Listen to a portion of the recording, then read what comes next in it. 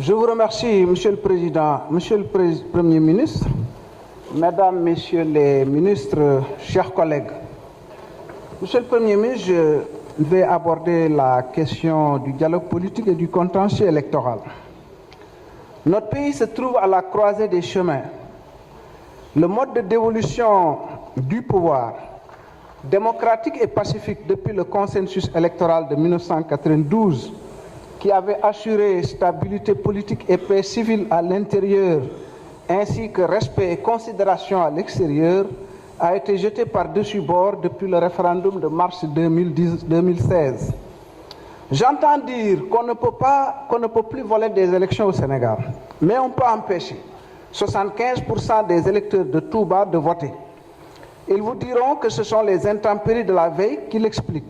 Mais, Monsieur le Premier ministre, en mars 2016, au référendum, il n'y avait ni hivernage ni intempéries. Pourtant, ils ont réussi à priver de vote 60 000 électeurs en empêchant plus d'une centaine de bureaux de vote de fonctionner. Pour mémoire, Touba avait voté non à 80% au référendum. Ceci explique probablement cela. On ne peut plus voler des élections, nous dit-on toujours.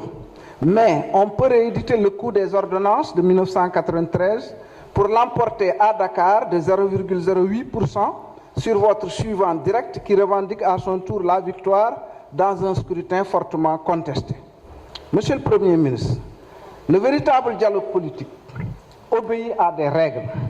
Celles-ci ne sont pas définies unilatéralement et imposées par l'une des parties. Il s'y ajoute qu'il doit être modéré par des personnalités consensuelles, comme l'a voulu le président Abdou Diouf en 91-92 avec le juge Kéba Mbaye ou en 1997 avec le professeur Ibou Diaïté. Ces expériences nous ont donné le code électoral consensuel de 1992 et l'Observatoire national des élections ONEL de 1997, avant que le président Wade ne proposât la Sénat, qui a été un pas décisif dans le renforcement de la fiabilité du processus électoral. C'est cela qu'on appelle dialogue politique et non les foires d'empoigne auxquelles on assiste aujourd'hui autour du ministre de l'Intérieur. Monsieur le Premier ministre, on ne réinvente pas la roue.